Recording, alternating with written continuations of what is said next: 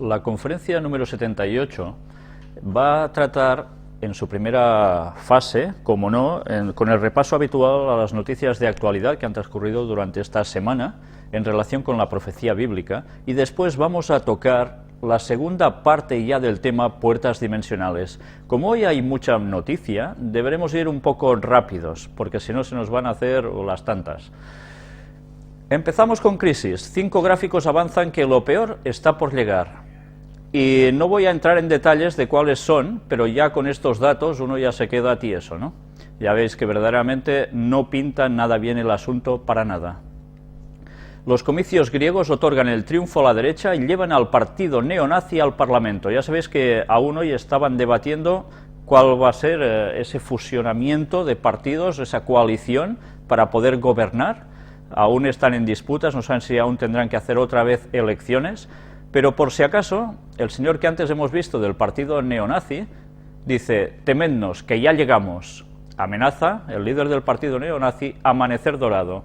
A mí me hace gracia los nombres que se están poniendo en todas estas cosas, que si Operación Tormenta del Desierto, que si Primavera Árabe, que si Amanecer Dorado, parece todo un campo de amapolas ya. Pero bien, bajo palabras que parecen muy bonitas, luego hay lo que hay. Si los nazis o neonazis están llegando así a estos lugares de más poder, quiere decir que verdaderamente va a haber más conflictividad aún, ¿cómo no? Porque se van a tomar decisiones drásticas. Mientras tanto, en Francia sabéis que ha ganado Hollande, ya no estará Sarkozy mandando allí, al menos abiertamente. Dicen: somos un movimiento que se levanta por toda Europa. Ahora veremos si lo que tanto pronosticaba Sarkozy para que no venciera a este señor, diciendo de que convertirían los socialistas a Francia como en España, que pasó lo mismo, pues veremos si sucede o no. Pero de hecho ahora hay que estar pendientes porque teóricamente este señor dice de que va a haber una nueva política hacia Europa y que va a producirse un cambio no solo allí en Francia, sino que puede ser en toda Europa. Veremos qué rumbos quieren ahora que se tome en nuestro continente. Mientras tanto, en España, Rato tira la toalla. Sabéis que Rodrigo Rato, que llegó a ser el presidente del FMI, del Partido Popular de España, pasó también después a ser el que llevaba el presidente de Bankia, y después de, creo, un par de años de estar allí, no ha reflotado Bankia, sino que parece ser todo lo contrario, aunque se lo defiende públicamente desde el Partido Popular, diciendo de que él ha hecho una gran gestión, que no tiene ninguna culpa de todo esto. Sea como fuere, ya veis que Bankia se va hacia un desastre que provocará que evidentemente tenga que haber esto. Rajoy se plantea dar liquidez a los bancos con dinero público, y ya volvemos a estar con las mismas. Por tanto, esta situación de Bankia, además, ya hemos visto que han empezado a decir también de que se van a tomar medidas no solo con Bankia, sino con el resto de los bancos, aún los más saneados. Quiere decir de que habrá más desembolso, por tanto, más fusiones probablemente, más, bueno, a saber qué, ¿no? Dos opciones para salvar no solo a Bankia. El Ministerio de Economía ultima una norma para sanear a la entidad que presidía Rodrigo Rato y de paso al conjunto del sistema. Todo el sistema bancario. O sea, ya no dicen que esto no funciona y que hay que cambiarlo, sino que hay que sanearlo. Por tanto, sanearlo quiere decir en un principio que hay que desembolsar dinero. ¿Y quién va a pagar los platos rotos? Pues el populacho, o sea, todos nosotros. Una vez más, a salir perdiendo, ya sabemos quién. Y aquí vemos a todo un hombre de palabra, Rajoy. Haré cualquier cosa aunque no me guste, y aunque haya dicho que no lo haría. Pues bien, si tenemos un mandatario con una palabra tan potente y tan clara y que nunca se gira, pues fantástico, ¿no? ¿Qué podemos esperar de este señor que ha estado con los jesuitas? Y sigamos. El número de insolvencias creció el 21,5% en el primer trimestre de 2012. Ya veis que la cosa sigue cada vez peor. El BBVA empeora sus previsiones y cree que España rozará los 6 millones de parados. No está nada mal, ¿eh? No está nada mal. Bueno, sí que está muy mal, la verdad. La pérdida de poder adquisitivo por parte de los jubilados se acelerará desde 2014. Ahora en principio no, pero a partir de 2014 se va a pagar el pato. con lo que todo eso va a conllevar, por supuesto. Si los jubilados no pueden mantenerse tanto, ¿qué tendrán que hacer? Pues ya vemos que eso va a tener una implicación social a nivel de familias, como ya está teniendo, que tienen que volver a tener a los abuelos entre ellos, o más generaciones de una misma familia, todos juntos. Pues además tendremos que ver que alguien va a tener que ayudar. Y evidentemente eso van a ser los servicios sociales y, cómo no, de la Iglesia Católica, por supuesto. ¿Por qué será? Mientras tanto, una noticia de nuestro país vecino, Portugal, dice: Portugal suspende todos los santos, la festividad de todos los santos, y 3 festivos más para combatir la crisis. O sea que se les cepillan 4 días de fiesta que tenían los trabajadores, que no eran laborales. Y además, como pude oír, y aquí también lo pone, según un acuerdo entre la Santa Sede y el gobierno luso, la suspensión de los festivos religiosos estará vigente los próximos 5 años. Es curioso, porque no es un estado laico, creo recordar, Portugal. ¿Por qué tienen que hacer un convenio con la Santa Sede para suprimir 2 días de fiesta? Pues será que tienen mucho peso esta gente aún en ese país, ¿no? Y no solo la masonería, ya sabéis que en Portugal la masonería también aprieta mucho. La prima de riesgo vuelve a subir y se sitúa en 450 puntos, el nivel más alto en 6 meses. Pues ya veis cómo sigue todo. Nos estamos acercando a ese punto donde algunos países tuvieron que ser teóricamente rescatados. Nada está mejorando. En cuanto a lo de las fiestas anteriores, como hemos visto, quizás lo de Portugal puede ser ya una alarma, porque puede llegar a pasar en nuestro país y quizás en algún otro, donde cada vez estamos viendo los recortes que se están haciendo sobre el pueblo en general. Esto quiere decir, evidentemente, de que vuelve más los tiempos de la esclavitud, ¿cómo no? Todos los estatus que unos habían podido obtener se van a ir hacia atrás. Los acuerdos entre asociaciones y comunidades garantizarán la atención primaria a inmigrantes. Ya sabéis que se dijo de que los inmigrantes ilegales no podrían ir a asistencia sanitaria. La Generalitat de Cataluña dijo que sí, que ellos se pasarán a la Bartola a lo que diga el gobierno de España y que lo seguirán haciendo, pero desde España además se ha dicho de que nadie va a quedar desatendido, pero quien va a dar en verdad la manutención a estas personas van a ser básicamente, ¿sabéis quién? Pues los centros de asistencia social, como no, ya podemos prever que va a ser Cáritas y algo vinculado a la Iglesia Católica, entre algún otro, por supuesto, pero básicamente ellos. Y aquí, ¿qué es esto? Diréis, 12 del 5 de 2012, o sea, 12 de mayo de 2012, que si sumamos todo, en esa famosa numerología ya tan conocida, 1 más 2 más 0 más 5 más 2 más 0 más 1 más 2 nos da 13. O sea, ¿y qué? ¿Qué pasa en este día 12? Democracia Real ya calienta motores para el 12M, llamando a denunciar mi precariedad. Hubo un 15M, ahora hay un 12M, para celebrar el 15M. Y ahora, claro, hay más problemática aún que hace un año atrás. Por tanto, el malestar es más generalizado y más exacerbado. Pues ya veis en qué día lo han convocado, que de 13. Y diréis, ¡buah, una casualidad más! Bueno, pues ya estuvimos hablando de todo este movimiento que había detrás, que han hecho que la gente, la población, se levante, encrespada como está por la situación económica, pero que hay unos señores que están moviendo todo esto. Pero recordemos que estuvimos hablando de unos muy en especial, que fueron básicamente los portaestandartes de todo este movimiento. Y aquí los tenéis, mirad ahora. Interior, o sea, el Ministerio del Interior de España, ha pedido a Justicia y Pau, Justicia y Paz, que busque interlocutores 15M para mediar. Imaginad a quién se lo están pidiendo Justicia y Pau, que es de los jesuitas, son los llamados por el gobierno para mediar. ¡Ay, qué cosas! Y ellos, claro, salen como defensores totalmente del pueblo, ¿no? Luego hablaremos una vez más de los jesuitas, pero en un país bastante lejano al nuestro. y veréis por qué. Ya veis, aquí una vez más se habla del presidente de Justicia y Pau, el economista Arcadio Oliveras, que tiene mucha preponderancia en todo este movimiento, ¿verdad?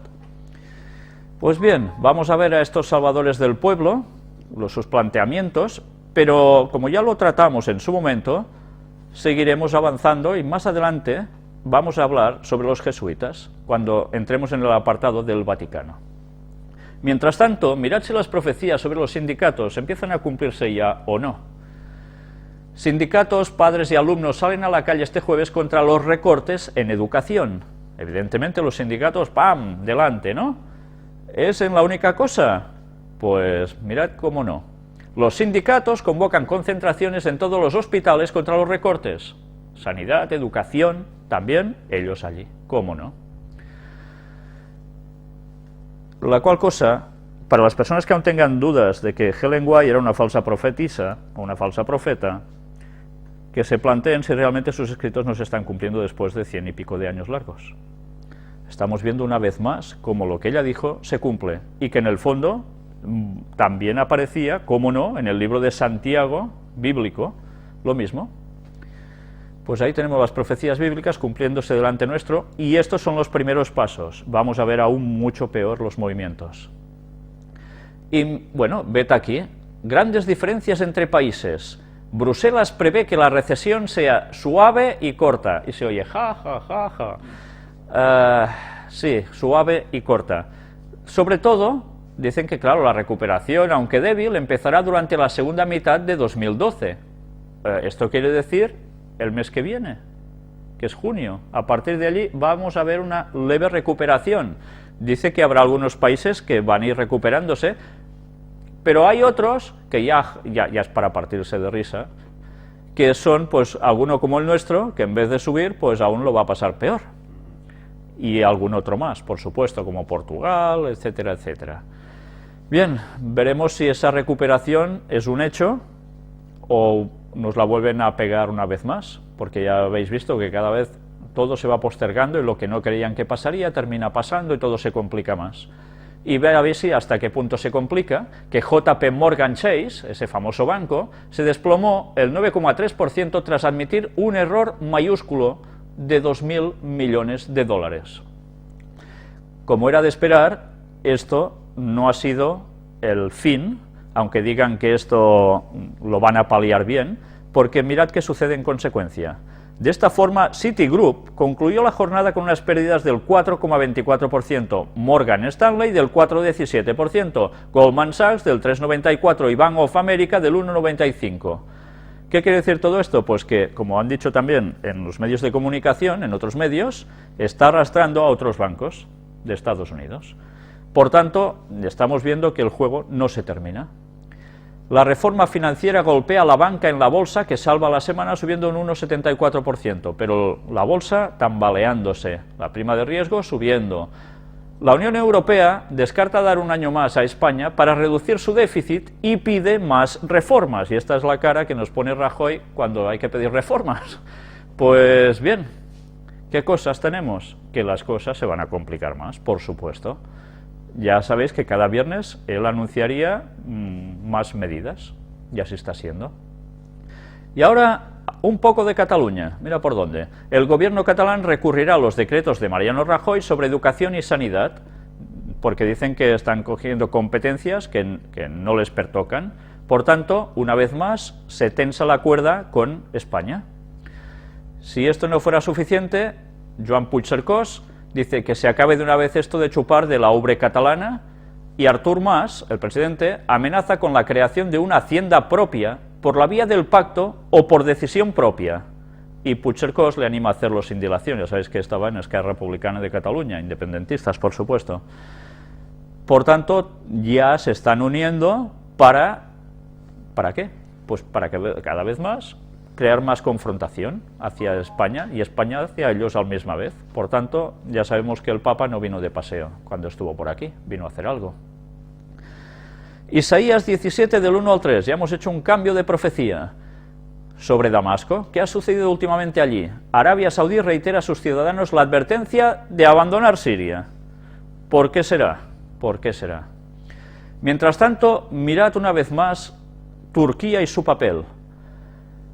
Erdogan dice que la acción internacional es necesaria en Siria. ¿Ya veis? Turquía, una vez más, solicitando que se actúe internacionalmente en Siria. Ya estuvimos hablando del papel que Turquía está erigiendo en esa zona. Y cómo las profecías no parecían indicar lo contrario, precisamente. Y aquí tenemos al-Assad, felicita a Putin por su investidura como presidente de Rusia.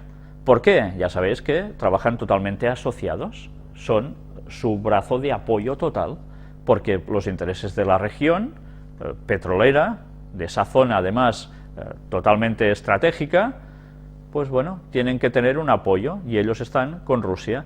Ya sabéis que en Rusia ha habido estas elecciones que una vez más se han intercambiado los papeles Putin con Medvedev, y así lo van haciendo, ahora mando yo, ahora tú te pones de segundo, y ahora al revés, y así una vez detrás de otra. El partido gobernante sirio atribuye el doble atentado a terroristas y países que sirven a Israel.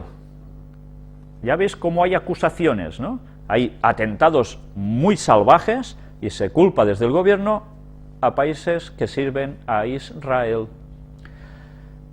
Mientras tanto, jefe de oposición siria dice que el plan de Annan está en crisis, que eso no funciona. Por tanto, el plan de Kofi Annan, algo hay que hacer aquí, porque esto no va bien. Daniel 11 del 40 al 45, Medio Oriente, otra profecía. El mapa lo demuestra, Estados Unidos estrecha el cerco sobre Irán. ¿Está siendo así? Pues sí.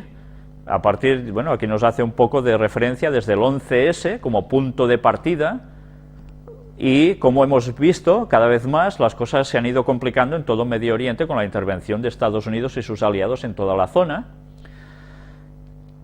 Aquí tenéis un mapa de cómo está toda la situación estratégica militar dispuesta en todas estas zonas. Y ahora vamos a pasar un vídeo precisamente sobre Irán, que es realmente interesante para ver. Vamos a entrar a este vídeo. Irán podría elaborar una bomba atómica en 60 días, así lo ha advertido el ministro de Defensa de Israel. Sin embargo, el presidente del país hebreo declaró en una entrevista que se debe reflexionar bien antes de atacar a las instalaciones nucleares iraníes.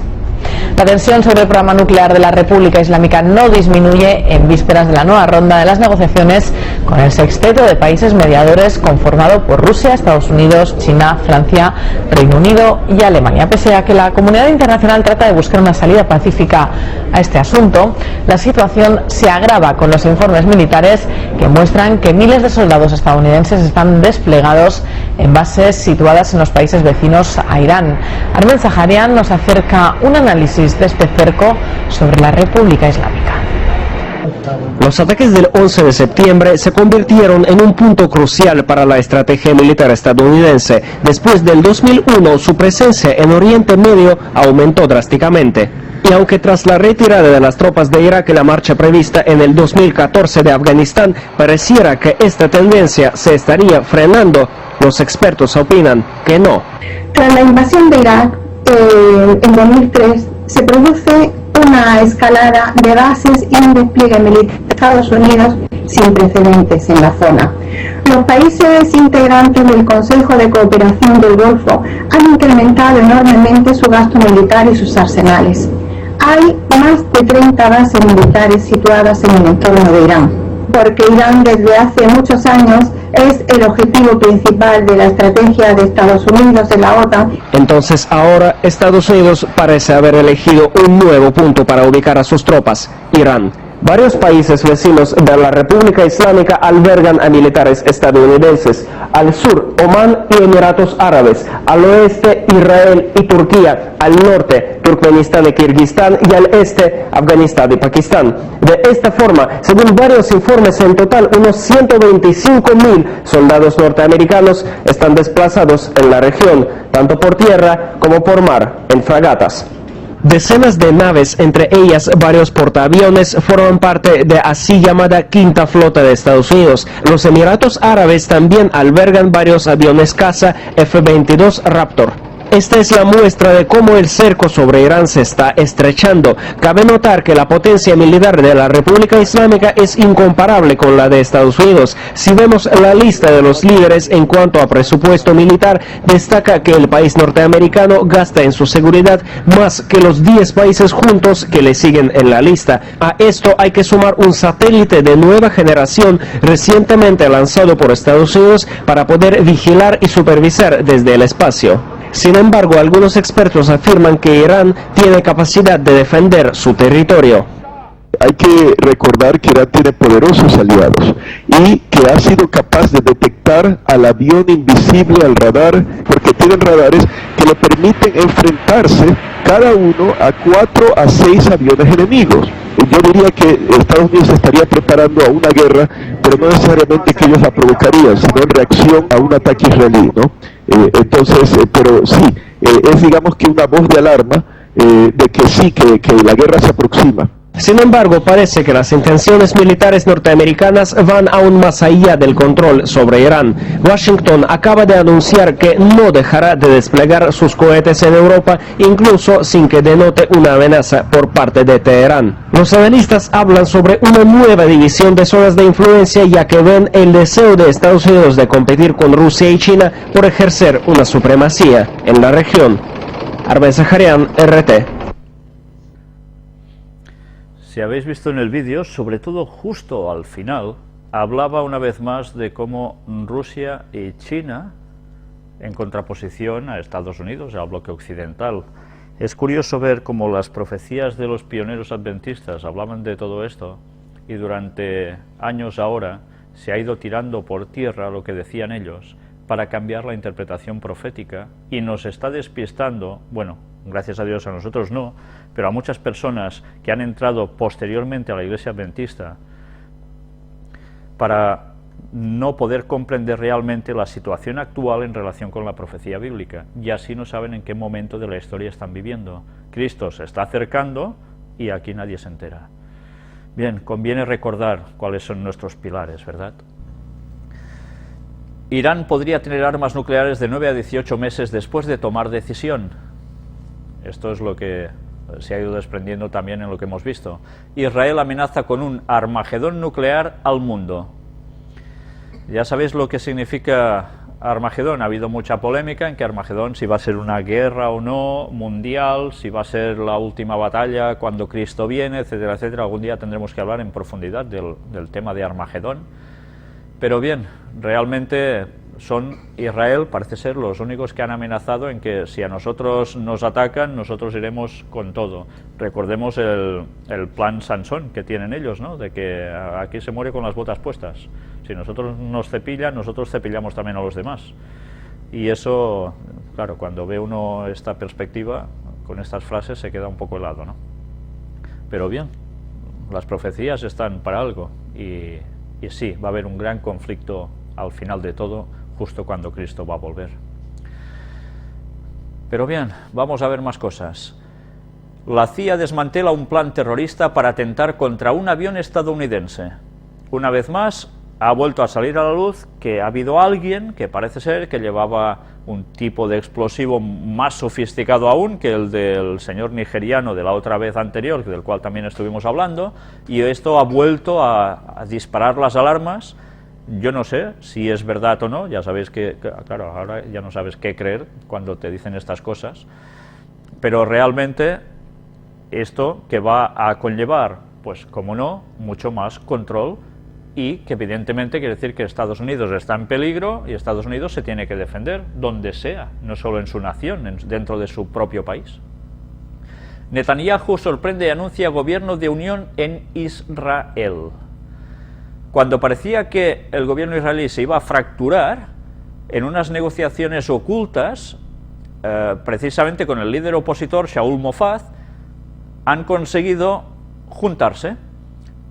¿Por qué? Dicen, la unión restablece la estabilidad. Un amplio gobierno de unión nacional es bueno para, atención, la seguridad, la economía y el pueblo de Israel. Mirad precisamente cuándo sucede esto. Explicó Netanyahu en un contacto telefónico con el presidente israelí Shimon Peres, quien se encuentra en visita a Canadá. Lo curioso de todo esto es que precisamente esta visita a Canadá, hay noticias que han dicho que Canadá es el mayor aliado de Israel, incluso por encima de Estados Unidos, porque claro, el movimiento sionista judío allí también es muy importante, y ha sido ir allí y ¡pam!, ha habido un convenio. Si son los máximos aliados de Israel, ¿qué quiere decir esto? ¿Por qué se unen ahora? Por la seguridad. Israel no va a estar fragmentado, sino que tiene que ser sólido en su gobierno. Pues evidentemente por seguridad, porque ya ven que algo grave se avecina. Seguro que ellos ya lo saben. Estados Unidos pretende custodiar a Latinoamérica de la amenaza de la ambición iraní. Atentos a esto, porque hemos estado hablando de cómo Latinoamérica también no se va a escapar precisamente de todos estos embates.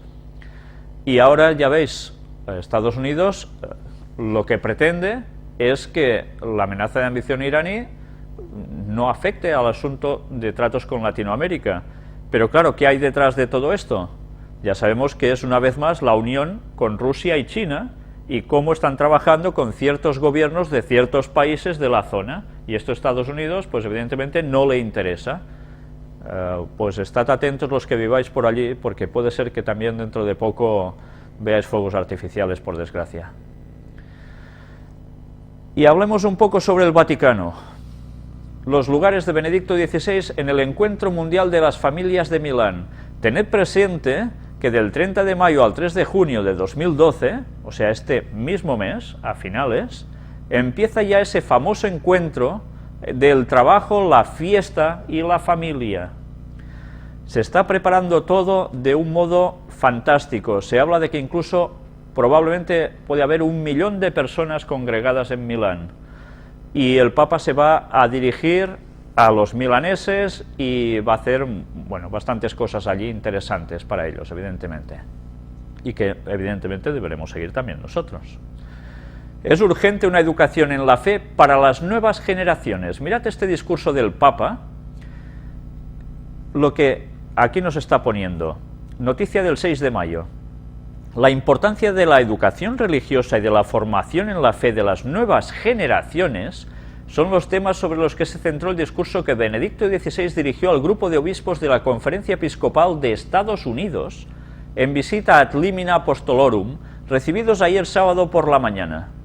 Tras las palabras de saludo de Monseñor Michael Jarbo Sheehan, arzobispo de Santa Fe, en nombre de los obispos de la 13ª región, la 13, el Papa saludó a los presentes, poniendo enseguida la atención en el problema de la educación católica para la sociedad estadounidense, en particular en el empeño de la nueva evangelización.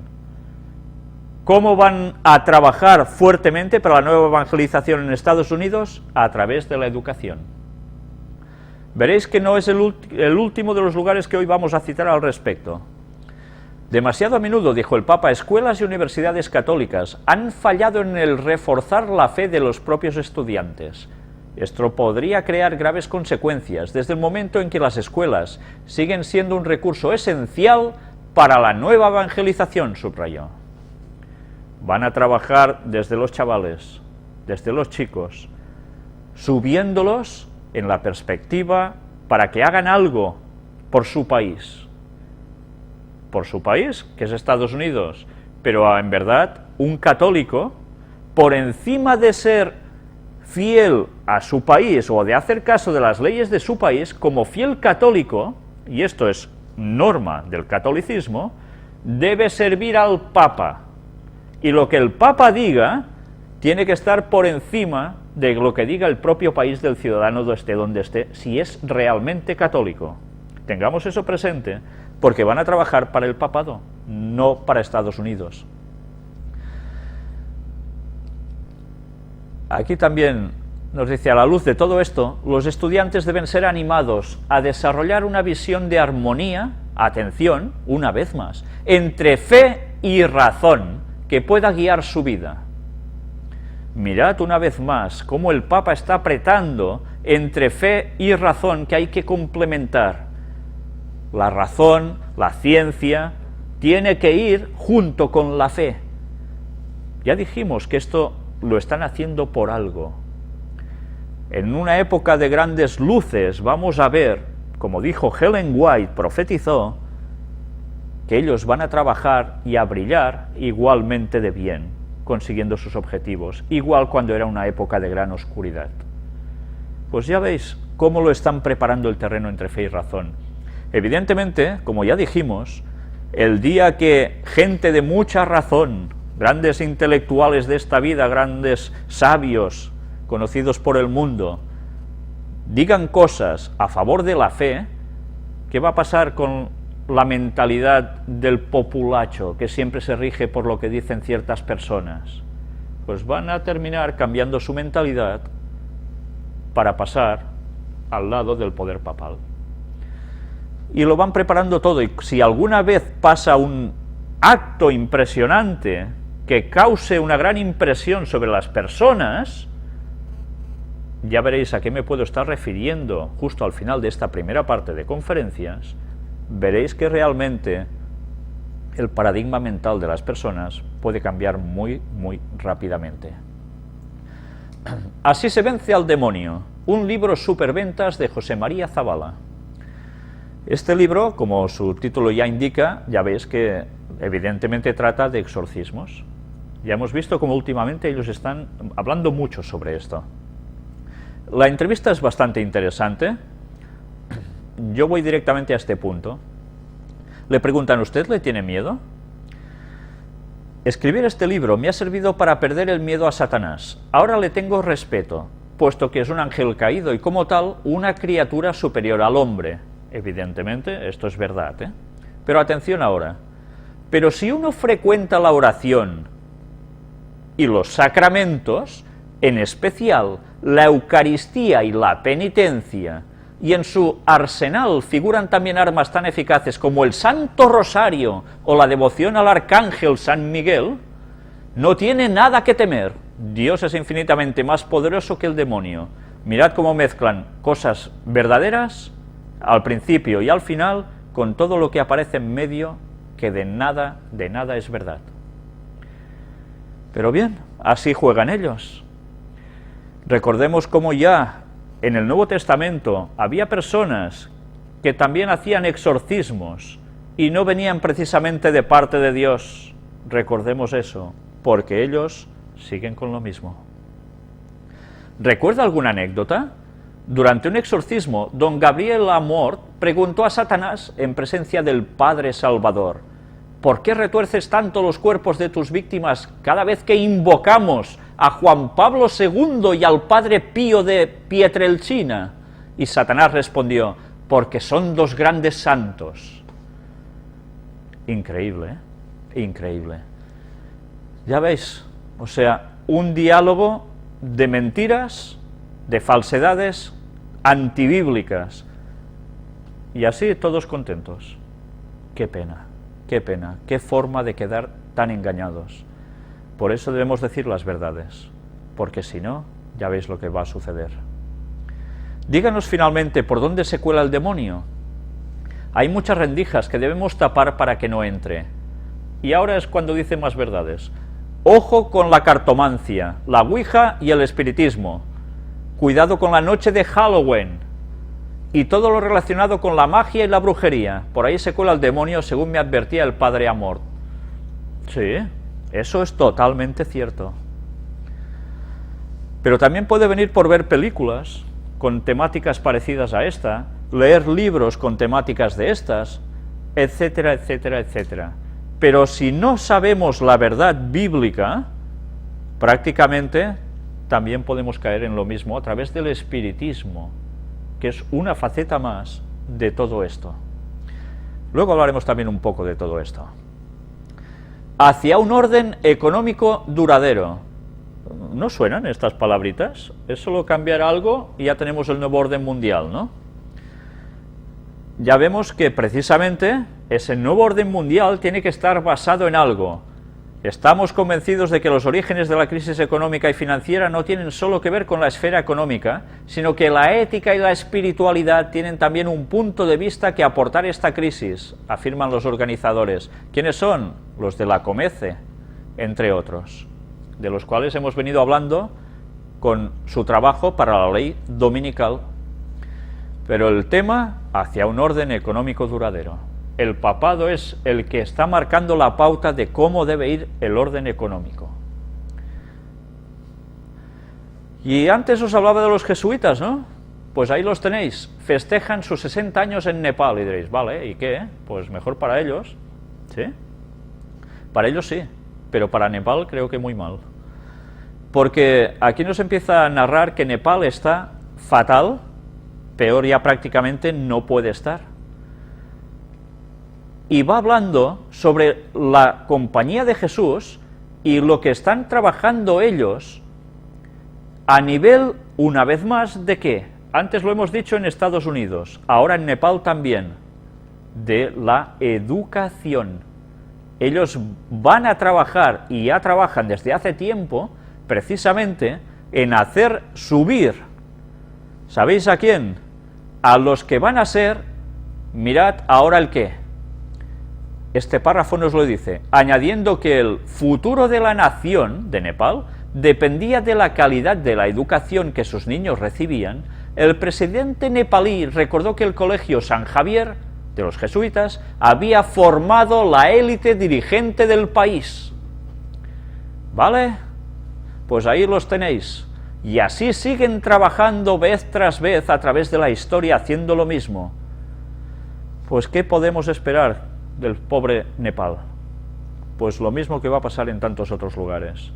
Los jesuitas fueron expulsados de muchísimos países. Solo tenéis que mirar su historia. ¿Por qué fue? Porque se iban poniendo en los lugares de poder de estos modos, educando a los que luego llegarían a la élite y pondrían a sus países a los pies de Roma. Por eso eran expulsados y expropiados. No han cambiado, siguen haciendo lo mismo, son los soldados del Papa. Y luego están en Justicia y Pau y estos lugares, ¿eh? Madre mía. Qué hábiles son con sus disfraces, qué hábiles. Ni el mismísimo Mortadelo, vamos. Las asociaciones de laicos y familias tienen que defender sus derechos. Y estas son declaraciones del cardenal Antonelli ante el Encuentro Mundial de las Familias en Milán. Mirad qué dice. En ese encuentro van a haber unos temas fundamentales de la existencia humana, como trabajo, familia y fiesta. Y entre los frutos del encuentro se espera que las familias puedan crear más asociaciones radicadas en el territorio, de manera que se pongan en primera fila y se vuelvan interlocutores directos de las instituciones y autoridades para pedir que sus problemas sean atendidos, así como lo hacen los sindicatos a favor de los trabajadores. Ellos formaron los sindicatos para algo, y ahora ¿qué van a hacer? Pues quieren que hayan asociaciones de familias que presionen también para llevar a cabo sus propósitos. Son maestros de un plan satánico, desde luego. A Zenit, su eminencia indicó que el objetivo del encuentro en la ciudad de Milán es dar la máxima visibilidad a la reflexión sobre algunos temas que son permanentes, pues se trata de dimensiones fundamentales de la existencia humana, de la vida buena del hombre, justamente familia, trabajo y fiesta, o sea, domingo. Valores que hoy sufren desequilibrios, dificultades y riesgos, por lo tanto una reflexión al más alto nivel posible es oportuna. Entre tanto esperamos que después las reflexiones y la atención hacia estos valores continúen en la sociedad hasta el nivel de las parroquias. Trabajan por todos los ámbitos. El presidente del Consejo Pontificio para la Familia añadió que es necesario hacer caminar juntos a las ideas y los hechos, el mensaje y los ideales, los valores fundamentales y el designio de Dios sobre la familia, pero además es necesario verificar la confirmación práctica en la sociedad, en las situaciones y en los testimonios, etc., de manera que emerjan los aspectos positivos y negativos, de tal manera que se vea como la doctrina de la Iglesia y la realidad tienen una concordancia muy fuerte. Lo que nos van a hacer es mostrar cómo la doctrina de la Iglesia y la realidad cotidiana tienen una concordancia muy fuerte. Todo el mundo deberá hacerles caso, porque si no les hace caso, todo va a ir mal. Y así siguen hablando, pero bien, ya lo podéis ver en vuestras casas, no tiene desperdicio. Pero van a trabajar, ya veis, a niveles de alcaldías, regiones, territorio. Esto ya quiere decir que no se quedan solo con la parte de abajo, Cogerán abajo y arriba. Vuelven a citar los sindicatos, etcétera, etcétera, cómo no. Pues bien, vamos a pasar a la siguiente. Cristianos en el mundo árabe, un año después de la primavera. Ahora están haciendo un análisis, un balance de qué ha sucedido con la primavera árabe. ¿Ha sido para bien? ¿Ha conseguido la primavera árabe poner democracia? Mirad qué nos dicen. La democratización en Oriente Medio no ha dado bienestar a la gente que vive allí. Es una muy amarga verdad un año después de la primavera árabe. La Unión Europea, si desea seguir siendo creíble como defensora de los derechos humanos, de los cuales está ampliamente instruyendo al mundo, debe tomar una clara postura en defensa de los cristianos de Oriente Medio. Dijimos que irían a presionar sobre esto, ya lo veis cómo lo están haciendo. Pedimos reacción a cada acto de discriminación y también esperamos que este problema esté siempre presente en diálogos políticos o de negociación entre la Unión Europea y el mundo árabe. Y esto lo dijo este señor, Konrad Szymanski, parlamentario europeo del grupo ECR. ¿Es un capellán? No, es un parlamentario. Evidentemente, ya veis, ligado a quién. Pues aún hay más. Las bases para un nuevo orden político y social, ¿os suenan también esto? Deberían ser los valores universales que respaldan el respeto por la gente y sus legítimos derechos. Quieren que haya un solo valor para todos. ¿Qué pasará cuando nosotros digamos que no entramos en su valor respecto al sábado y el domingo? Cuando digamos, no, es el sábado, el día de Dios. Pues ya veis cómo iremos. Ya os lo podéis ir viendo, ¿verdad? Y aquí tenéis los de Comece, con su página dedicada a esa alianza con el Europea del domingo. Aquí explica toda su declaración fundacional, es interesante ver cómo ellos se autopresentan, Vale la pena que os lo podáis mirar. Y todos sus designios respecto a conseguir el domingo como día de reposo para el bien absolutamente de todos, cómo no. De esta misma página aparece conferencia hacia un sistema económico sostenible.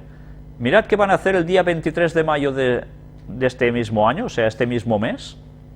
Comece y la CECEC abogan por una profunda reflexión del proceso de integración europea, lo que llevará a la dignidad humana y el bien común de nuevo en el foco de interés europeo. Estamos convencidos de que las razones se deben explicar a la crisis financiera y económica, no solo en un análisis puramente económico, sino que también juegan un papel importante en los factores éticos y espirituales. Para hablar de esta evaluación nos gustaría invitarle a ese evento. Van una vez más a apretar, ya lo veis, la contribución de la espiritualidad y la ética, el camino hacia un sistema económico sostenible.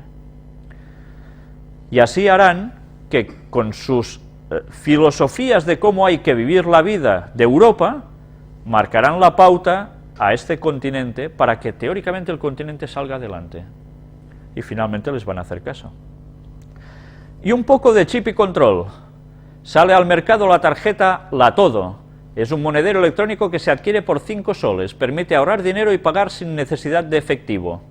Pues ya veis, en Perú ahora habrá este tipo de tarjeta que ya va a servir absolutamente, prácticamente para todo. ¿Qué quiere decir esto? Pues que todo será electrónico, una vez más.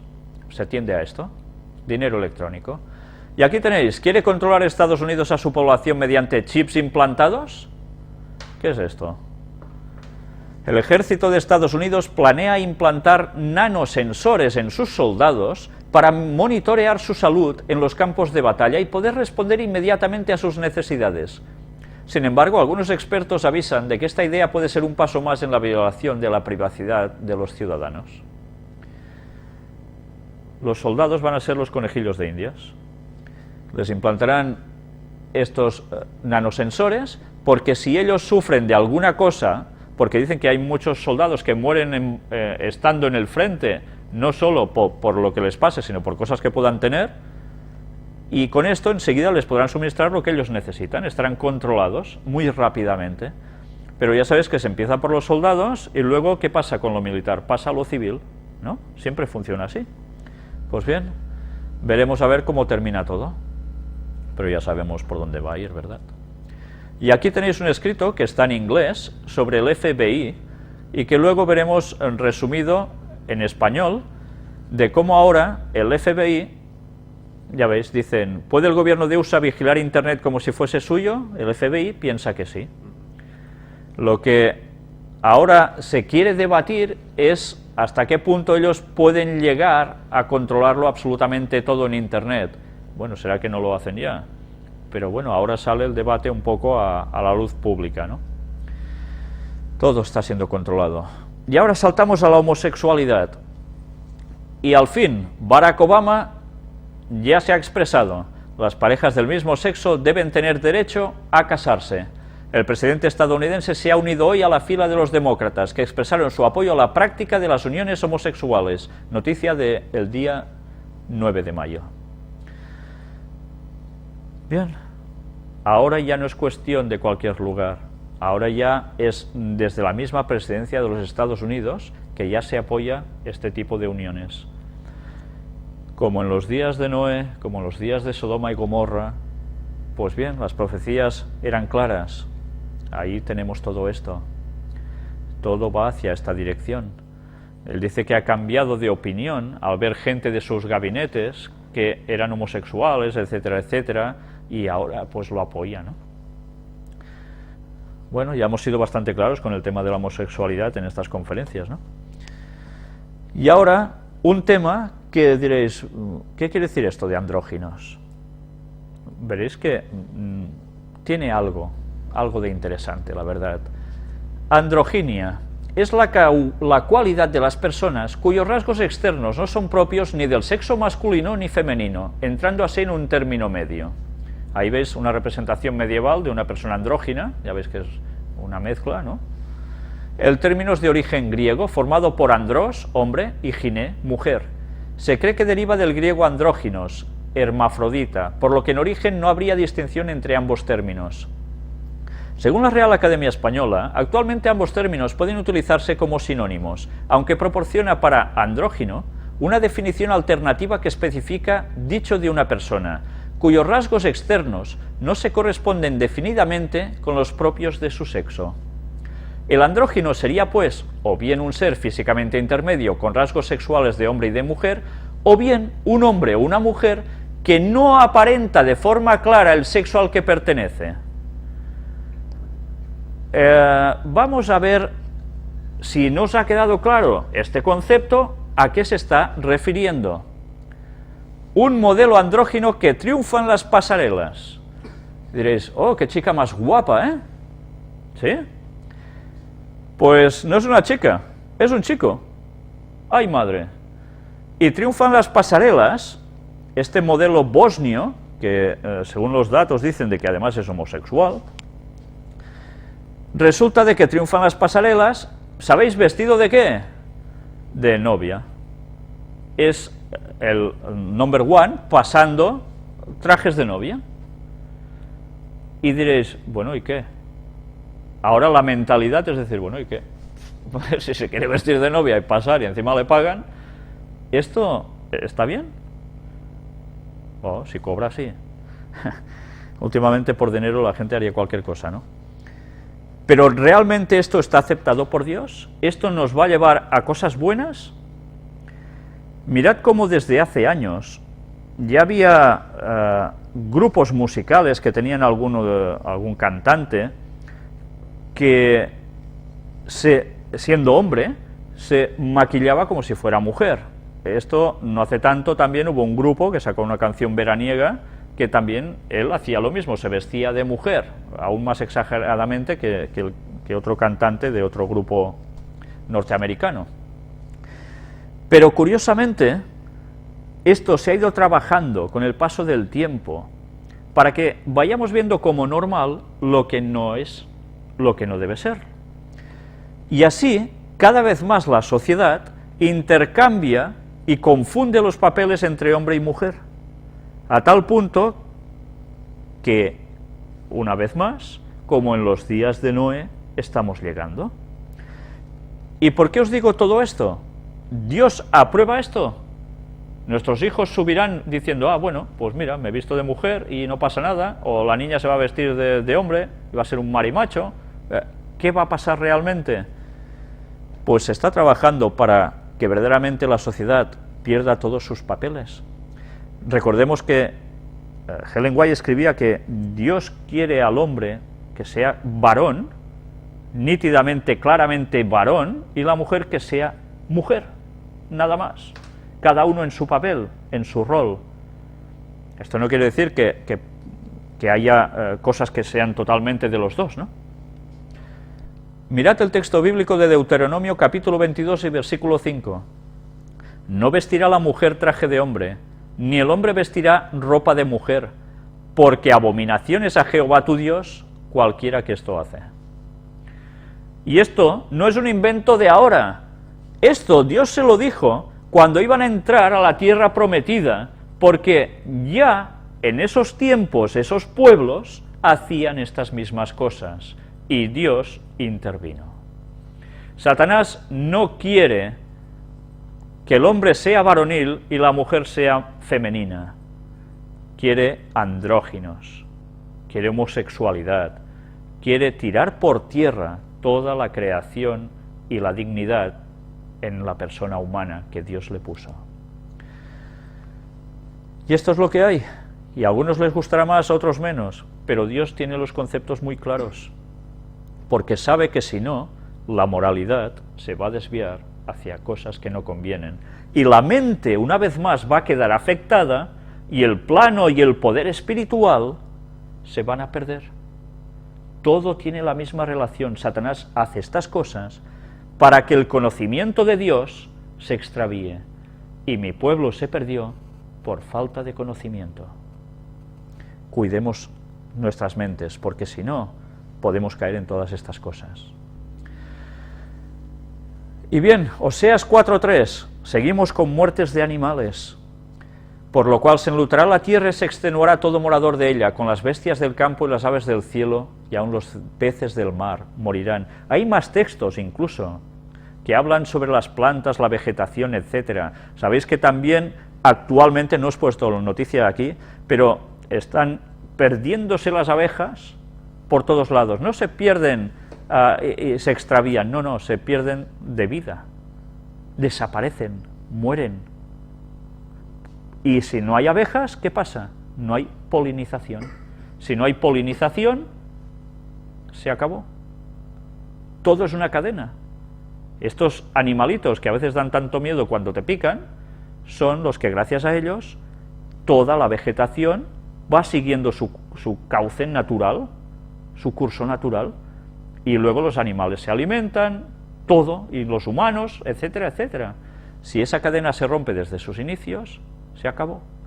Hay textos que hablan de estas cosas, y eso ya está sucediendo, y no se sabe el auténtico motivo. Se dicen que si son por DDTs, por a saber qué, ¿no? Pues bien, mirad, entrando una vez más en la materia de los animales, la muerte masiva de pelícanos y delfines causa alarma en las playas de Perú. 4.000 pelícanos, 800 delfines. Se sigue diciendo si es por asuntos de petróleo, si es por algún virus, la cosa aún no sigue nada clara, pero el caso es que los animales siguen muriéndose. Y vamos a ver precisamente el vídeo donde se muestran estas tristes imágenes. Un nuevo desastre ambiental se produjo esta semana a lo largo de unos 200 kilómetros entre las playas de Puerto Epen en Lambayeque y la caleta Punta La Negra en Piura. Fueron hallados más de 1.200 pelícanos muertos. Aún se desconocen las causas. El deceso de las aves ha causado preocupación entre los pescadores y conservacionistas, ya que se ha sumado a la muerte desde enero pasado de más de 800 delfines que también fueron varados en el litoral norteño. También se vieron a 5 lobos marinos varados muertos en avanzado estado de descomposición en una tortuga totalmente deteriorada. Las muertes se habrían producido en la misma playa, no en el mar. Pescadores artesanales de la zona informaron que durante un recorrido por las playas del norte se podían observar que decenas de animales agonizan, sin que nadie pueda hacer nada para salvarlos. Hay delfines, delfines, bueno, serán que están pagando con esos delfines. Fueron muertos así de la nada, pero hay que preocuparnos, ¿no? Por supuesto, pero llamar a las autoridades que vean qué es lo que está sucediendo con el puerto de esto, ¿no? Porque están bonitas las playas y para mí es bonito ver, conocer el norte es lindo, ¿no? Y ver todos estos animales muertos que penan, ¿no?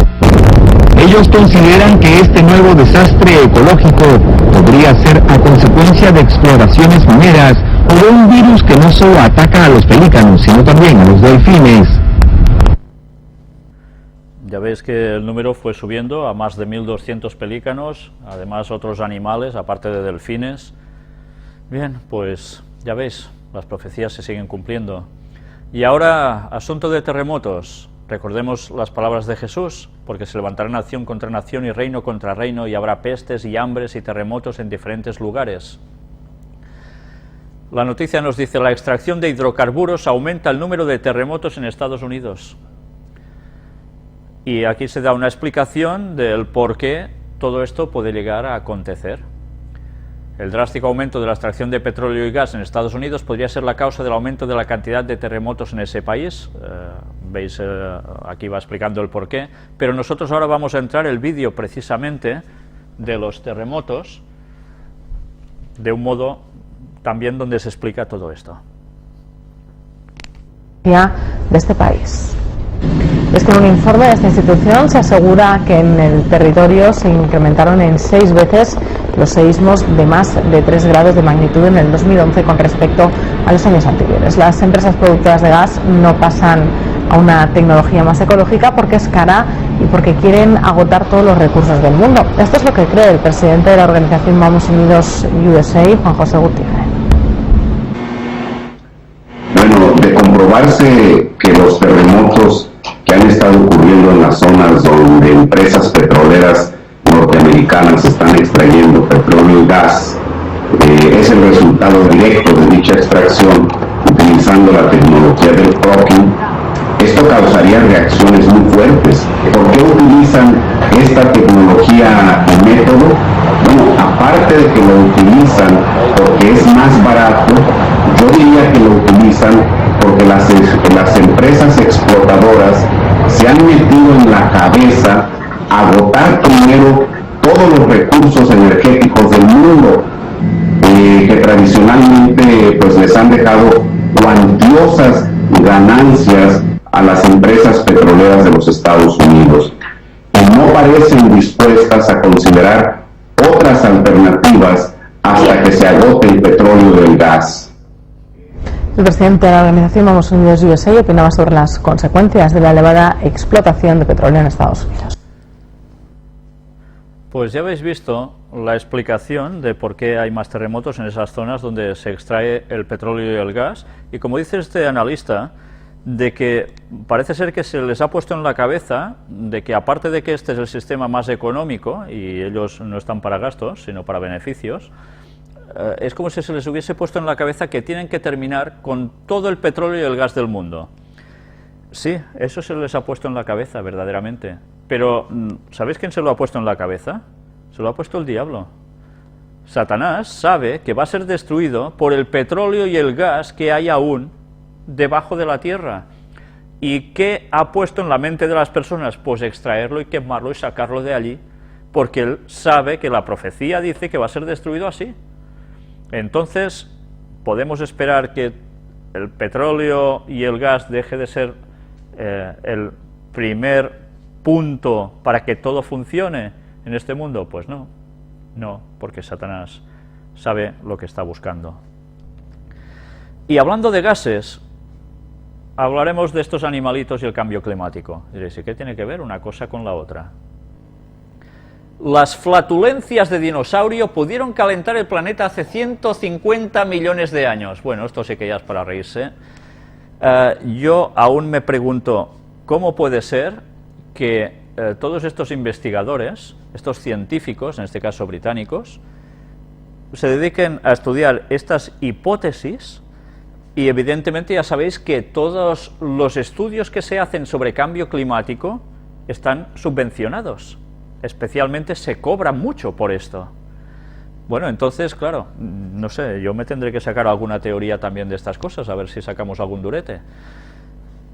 La verdad es que empieza a ser impresionante qué cantidad de burradas se pueden llegar a decir para, una, mentalizar a la gente de cosas del pasado que no son ciertas del todo, y dos, pues, hacer dinero. Si la gente hubiese mirado a estos científicos, hubiesen investigado un poco en la Biblia, no se hubiesen apartado de las cosas de Dios, se hubiesen dado cuenta que todo lo que mostramos sobre los antediluvianos les hubiese aclarado un montón de cosas, como que, por ejemplo, la temperatura de la Tierra no subió antes del diluvio unos 10 grados, como dice aquí, superior a la actual, por estas flatulencias de dinosaurios y demás animalitos. La Tierra tenía una temperatura constante en todas partes. Bien, ellos una vez más a contradecir la palabra de Dios. Bueno, además hacen dinero, qué cosas. Y la gente, pues vale, se lo cree. En fin, sin comentarios. Y hablando de salud, vamos a ver precisamente, aquí ya lo veis, pan y agua, tú, venga. La crisis aprieta, pues pan y agua. Pan integral, por supuesto. Vamos a hablar un poco sobre salud en general. Un dulce mortal: los edulcorantes artificiales provocan cáncer.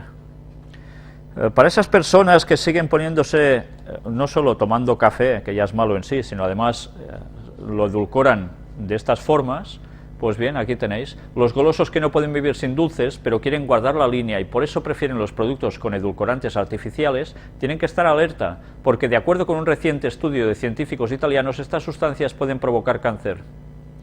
Evidentemente, todas estas cosas que nosotros vamos ingiriendo, cosas buenas, no van a ser. En fin, sigamos, advertidos estamos. El ajo, más eficaz que los antibióticos contra la intoxicación alimentaria. Ya veis, un simple ajo. El ajo es el mejor antibiótico junto con el limón de la naturaleza. Sumamente potente. Lo que pasa es que como se toma poco, pues la gente sufre de según qué dolencias. Lástima que no recurrimos a lo que Dios nos ha dado a través de la naturaleza para nuestro bien. Recuerdo como la mujer de un famoso futbolista inglés que estuvo viviendo en Madrid y jugando allí, decía de que no le gustaba España porque hacía olor a ajo. Claro, ella era un poco finolis, la chica. Pues bien, lo que se perdía, la verdad. Claro que ya sabéis que si tomáis ajo y habláis directamente a una persona, lo va a pasar mal al de enfrente, ¿no? Hay formas para evitar eso. Solo morder un poco de perejil evita que esto llegue a suceder. Pues bien, sacas el beneficio del ajo y además no te evitas todas estas cosas de mal que uno puede llegar a tener. La naturaleza no es que sea sabia, es que Dios nos ha dado todo en la naturaleza. Nosotros somos los bobos que no hacemos caso. Para sobrevivir, la humanidad tendrá que asumir una dieta vegetariana, y aquí se empiezan a hacer especulaciones ya y planteamientos. La única opción para sobrevivir en el futuro es pasar a la dieta vegetariana, indica Yuan Se Li, presidente del Consejo Internacional para la Ciencia y Premio Nobel de Química en 1986. Evidentemente todo por recursos económicos y medio ambiente. Es lo que ellos dicen que finalmente tendrá que terminar el mundo siendo así. Las hojas de olivo tienen potencial terapéutico para frenar la esclerosis múltiple. Ya veis, no tan solo las aceitunas son beneficiosas con su aceite, sino que además ahora han descubierto que hasta las hojas de olivo tienen este fantástico poder. Se trata del ácido oleanólico presente en la cutícula y hojas del olivo. Utilizando este compuesto, la enfermedad evoluciona más lentamente o cesa. Y este es un hallazgo del Instituto de Biología y Genética Molecular de Valladolid, aquí en España. Ya sabéis que España es un lugar de mucho olivo, zona mediterránea, y bueno, ya puestos, ya que hablamos del olivo, deciros de que las aceitunas no deberíais consumirlas. Y ahora me diréis, ¡hala! ¿Qué dices? No, no se deberían consumir. Lo que se debería consumir de la aceituna es su aceite, pero el consumo de la aceituna, de la oliva en sí, no es bueno para el cuerpo. Bueno, quizás los fabricantes que van vendiendo esto ahora se me van a echar encima, pero es la verdad. Helen White escribió al respecto. ¿No le vamos a hacer caso? Pues bueno, peor para nosotros. El aceite de oliva es genial, pero no la ingesta de aceituna directamente. Si queremos hacerle caso a Dios, bien, y si no, allá con nosotros. Científicos españoles demuestran cómo el alcoholismo provoca daños cerebrales. Sabéis, hay personas que abogan porque, bueno, un poco de alcohol no pasa nada, que esto es solo en casos extremos. Sí, es cierto, en caso de beber mucho, se demuestra de cómo incluso los daños cerebrales, incluso la masa encefálica puede también alterarse, la materia gris, el cerebro. El daño producido en la mielina es uno más de los efectos del alcohol sobre el cerebro. Pues todos estos estudios que se están haciendo demuestran que verdaderamente beber no es bueno. Pero claro, la gente dice, no, es que es en extremo, esto es a lo bruto. ¿Y por qué no se puede beber solo un poquito? Mira, en las comidas un poco de vino. Porque algunos dicen, es que hasta el apóstol Pablo se lo dijo a Timoteo, toma un poco de vino para tu estómago. ¿Era vino con alcohol? Evidentemente no. El mosto tiene las mismísimas particularidades del vino, pero en cambio no daña para nada con el alcohol. Un solo trago de alcohol ya te mata células del cerebro, con la cual cosa, un día ahora, un día mañana, un día el otro, y así sucesivamente, nosotros mismos estamos autoatentando contra el cuerpo que Dios nos ha dado, por tanto contra nuestra mente, por tanto las cosas de Dios también van a quedar afectadas una vez más. Hacemos concesiones y esas concesiones van a marcar nuestro carácter, y si no somos conscientes de esto, dejaremos de comprender la magnitud de las cosas de Dios y eso nos va a pasar factura. Pero bien, no siempre se quiere ver así. Sabéis, en la Biblia se registran casos como cuando iba a nacer Sansón o algún otro personaje, donde el ángel instruye directamente a los padres de que no tomaran ni vino ni sidra, para que el niño saliera con toda la plena potencia de su intelecto y de poder estar cerca de Dios. Si las madres y padres hacían esto, el niño nacería mejor. Bien. ¿Esto qué quiere decir? Que en esos tiempos había gente que sí tomaba. Estaban desobedeciendo a Dios, porque Dios no quería eso para su pueblo, quería un pueblo lo mejor de lo mejor. Y cuando en casos muy concretos, en personas que él eligió para hacer ciertas cosas, como era el caso de Sansón en concreto, quería lo mejor de lo mejor.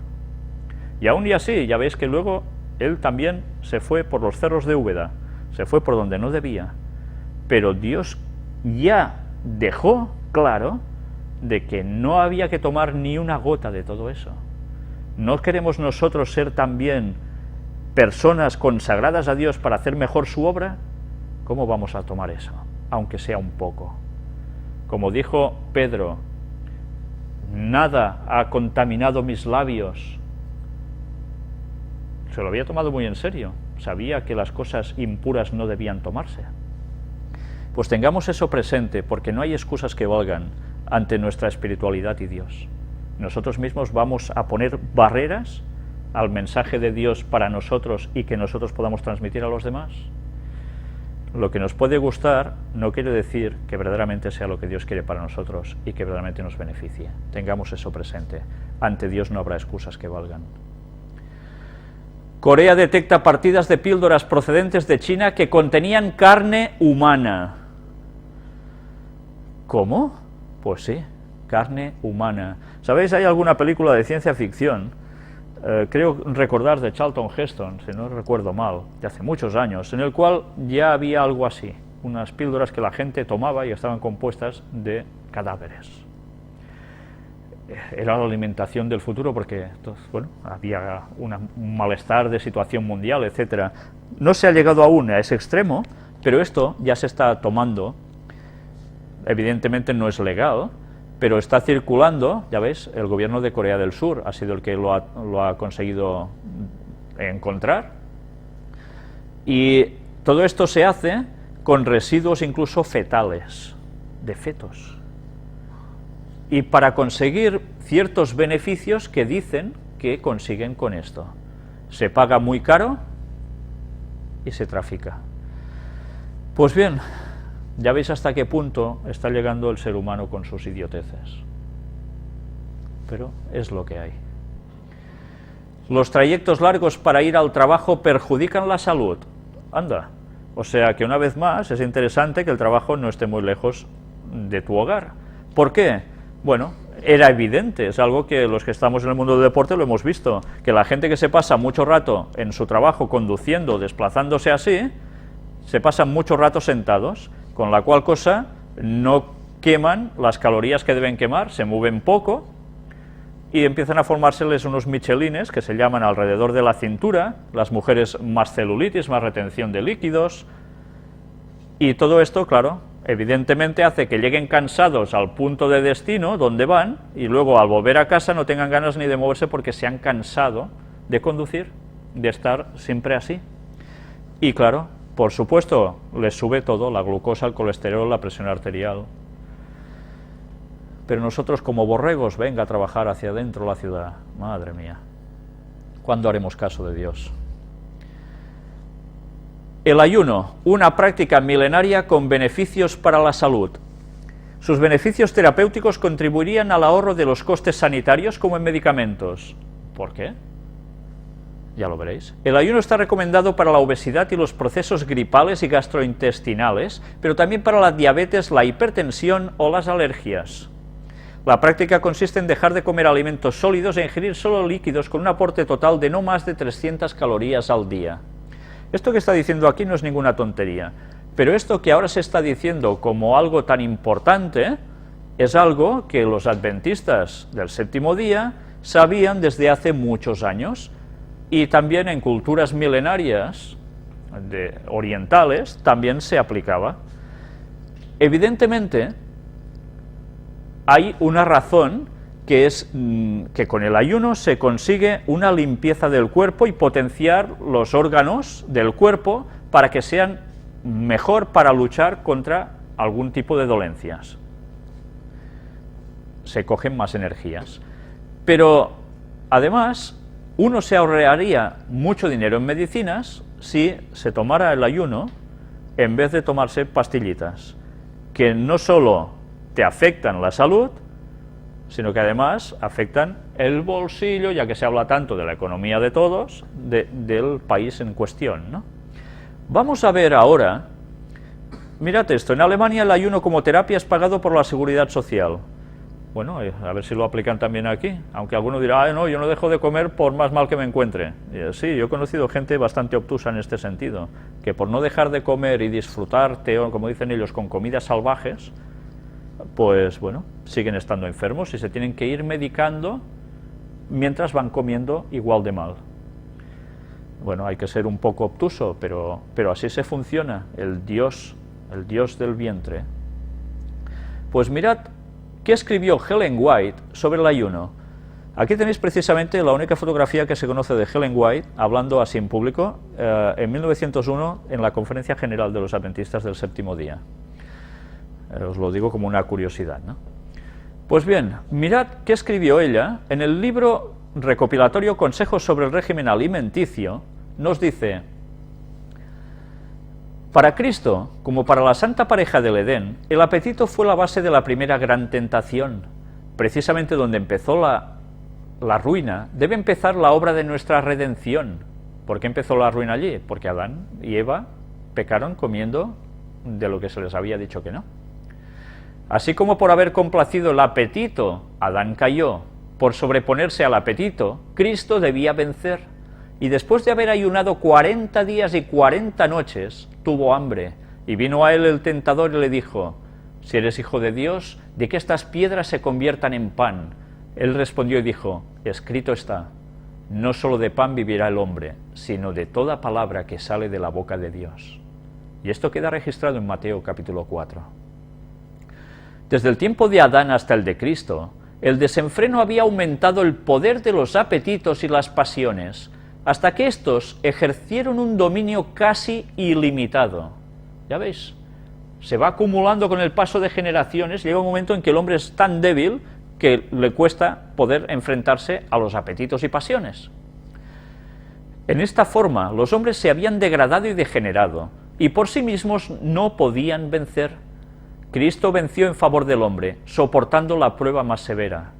Por nuestra causa, ejerció un dominio propio más fuerte que el hambre o la misma muerte. Y esta primera victoria entrañaba otros resultados que intervienen en todos nuestros conflictos con las potestades de las tinieblas. ¿Veis la relación entre lo que ingerimos o no con la lucha espiritual? Cuando Jesús entró en el desierto, fue rodeado por la gloria del Padre. Absorto en la comunión con Dios, se sintió elevado por encima de las debilidades humanas, pero la gloria se apartó de él y quedó solo para luchar con la tentación. Esta le apremiaba en todo momento. Su naturaleza humana rehuía el conflicto que le aguardaba.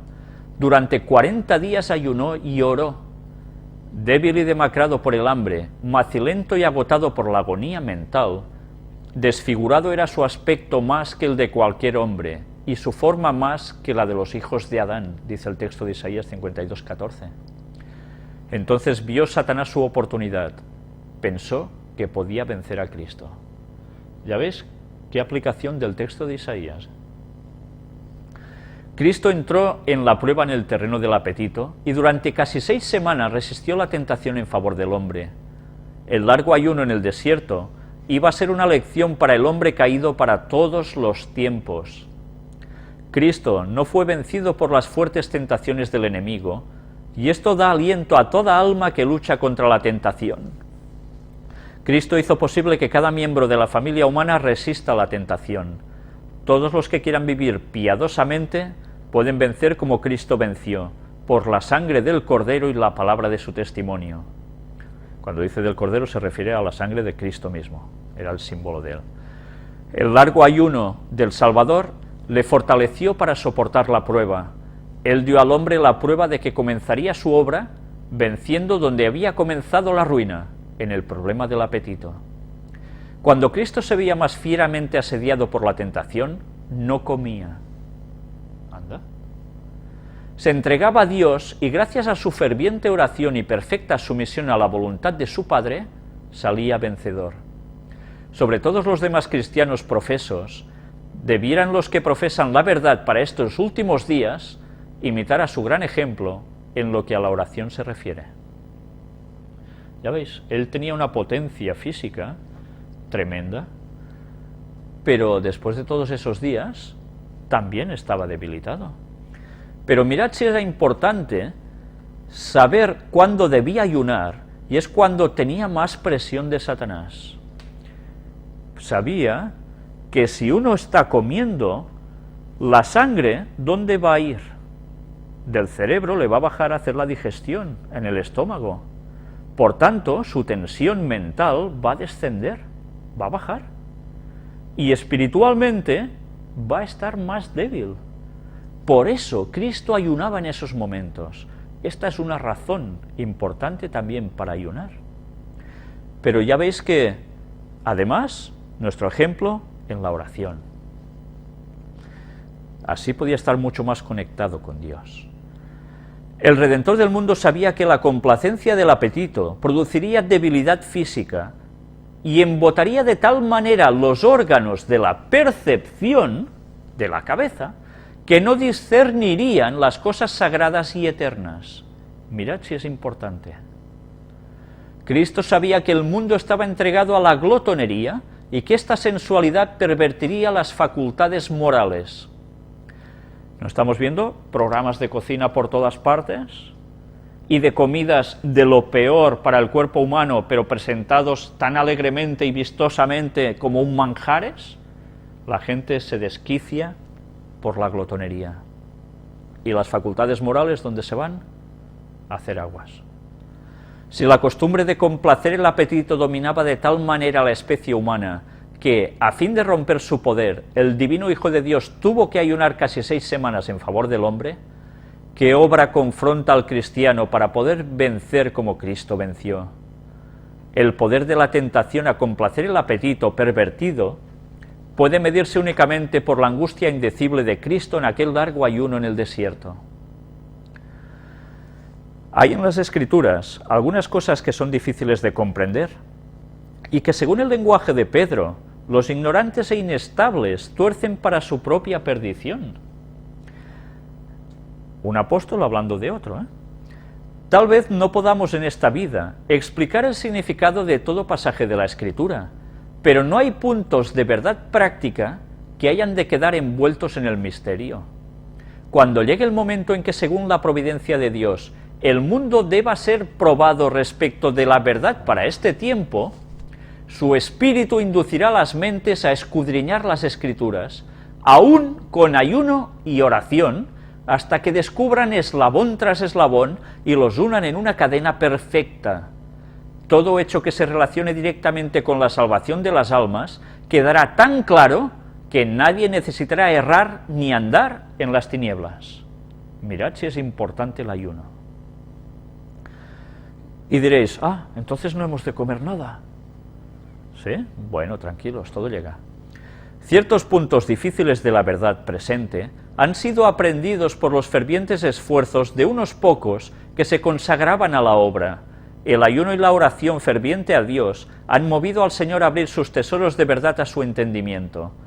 ¿Quiere decir que cuando ayunamos compramos el favor de Dios? No.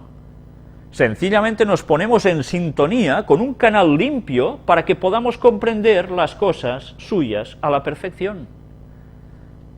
No hacemos ayunos para ganar favores divinos, lo hacemos para entender mejor las cosas de Dios. Los que desean sinceramente la verdad no vacilarán en exponer sus puntos de vista a la investigación y la crítica, y no se molestarán si alguien contradice sus opiniones e ideas. Este era el espíritu que reinaba entre nosotros hace 40 años. Estamos hablando de los tiempos, ya habéis escrito en 1892, cuando ellos fueron los pioneros que salieron de ese gran chasco de que creían que el 22 de octubre de 1844 volvía Jesús.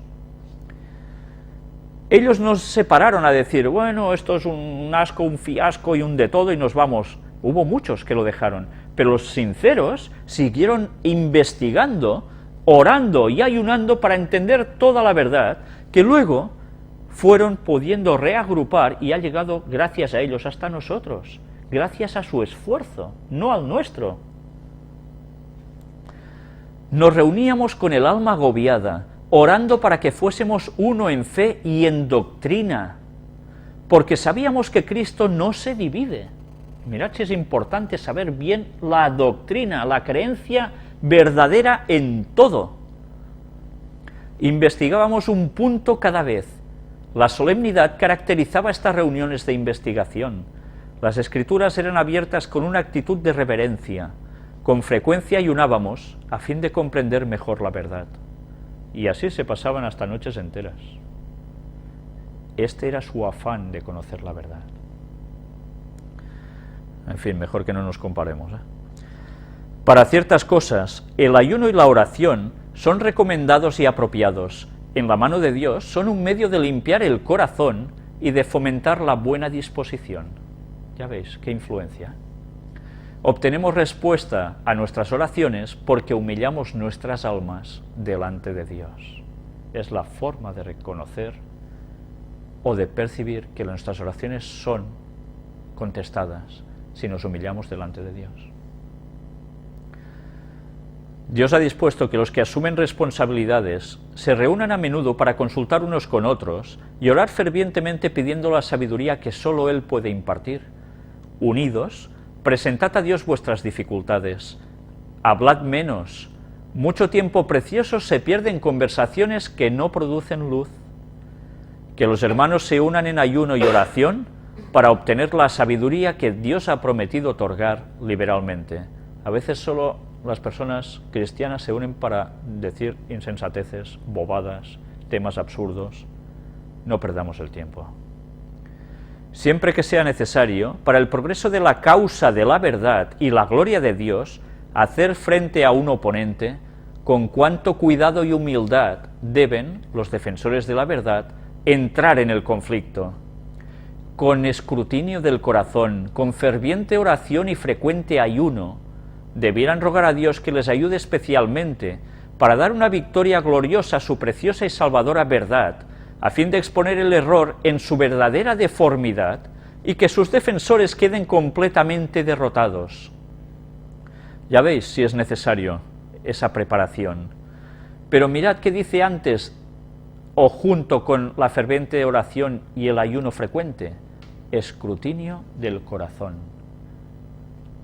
Meditar en cómo somos, qué hemos de cambiar, qué le hemos de pedir a Dios que nos transforme. Pues eso es necesario y vital, todo junto. El ayuno verdadero, que debiera recomendarse a todos, es, atención ahora, abstinencia de todo alimento estimulante y el debido consumo de alimentos sencillos que Dios ha provisto en abundancia. Este es el auténtico ayuno, nada de comer cosas estimulantes, picantes, etc. No. Alimento sencillo. Esto es un verdadero ayuno, no es dejar de comer totalmente y ya está. ¿Vale? Por tanto, el cristiano no va a quedar tan demacrado ni tan destrozado. Va a comer cosa sencilla, ligera, y ya está. Los hombres debieran pensar menos acerca de lo que beberán y comerán del alimento temporal, y dar más importancia al alimento del cielo, que los tonificará y vitalizará en toda su experiencia religiosa. Ya veis, es importante. De ahora en adelante, hasta el fin del tiempo, los hijos de Dios debieran ser más fervientes y más despiertos, y no confiar en su propia sabiduría, sino en la sabiduría de su caudillo, de Cristo. Ellos debieran dedicar días especiales al ayuno y la oración. No es necesario que se abstengan de alimento, pero debieran comer con moderación alimentos sencillos. Más claro no se puede ser. Yo a veces me pregunto, ¿cómo puede ser que en las iglesias se convoquen días de ayuno por una temática que a veces a unos ni les van ni les vienen, y siguen haciendo un día de ayuno de abstinencia total, completa de alimentos? Se hacen 4 oraciones, se distrae uno como puede esperando a que pase esas 24 horas que les han dicho que hay que hacer todos juntos. ¿Para qué? Eso es un absurdo. El verdadero ayuno tiene un propósito más definido y es distinto al como se está explicando. Y eso pasa incluso en iglesias adventistas. Un día de ayuno por un motivo tal. Cuando hay aflicción por algo, uno ya ayuna porque le sale no comer, se desgana. Es verdad, los problemas intensos de algo de sufrimiento te provoca eso. No es lo que nos están vendiendo, no es eso. Todos los ayunos del mundo no asumirán el lugar de la sencilla confianza en la palabra de Dios. Pedid, dice, y recibiréis. No se os pide que ayunéis 40 días. El Señor ayunó por vosotros en esta forma en el desierto de la tentación. No habría virtud en un ayuno tal, pero hay virtud en la sangre de Cristo. El espíritu del ayuno y la oración verdaderos es el espíritu que entrega la mente, el corazón y la voluntad a Dios. Eso es un verdadero ayuno. La intemperancia en el comer es a menudo causa de enfermedad, y lo que más necesita la naturaleza es ser aliviada de la carga inoportuna que se le impuso. Aquí nos está hablando ya como un remedio para la enfermedad, el ayuno. En muchos casos de enfermedad, el mejor remedio para el paciente es un corto ayuno que omita 1 o 2 comidas, para que descansen los órganos rendidos por el trabajo de la digestión. Muchas veces el seguir durante algunos días una dieta de frutas ha proporcionado gran alivio a personas que trabajaban intelectualmente. Y un corto periodo de completa abstinencia seguido de un régimen alimenticio sencillo y moderado, ha restablecido al enfermo por el solo esfuerzo de la naturaleza. Un régimen de abstinencia por 1 o 2 meses convencerá a muchos pacientes de que la sobriedad favorece la salud. Nada de comilonas y comer lo que no hay que comer. Así enfermamos. Así, de este otro modo, se puede sanar. Algunas personas recibirían más beneficio de abstenerse de alimentos durante 1 día o 2 por semana que de cualquier tratamiento o consejo médico. El ayunar 1 día por semana les sería de beneficio incalculable. El comer con demasiada frecuencia y en cantidades demasiado grandes recarga los órganos digestivos y afiebra el organismo. Señores culturistas, tened esto presente. Hay que comer a todas horas, mucho. Así están mentalmente, ¿verdad? Qué pena. Ojalá en los gimnasios se enseñara a comer bien de verdad, 2 o 3 veces al día como mucho, no más. Y comida sana, saludable y ligera, sencilla. No se pondrían hinchados como mastodontes, tendrían cuerpos como hay que tenerlos. Y su mente estaría como debe estar. ¿Qué diferencia? Pero ya sabéis, el gran negocio de los gimnasios, vender proteínas, hidratos de carbono y otras cosas que como decimos aquí, se chutan, que se ponen en vía venosa, que se ponen pinchándose en el trasero, sustancias totalmente nocivas para la salud, para hincharse.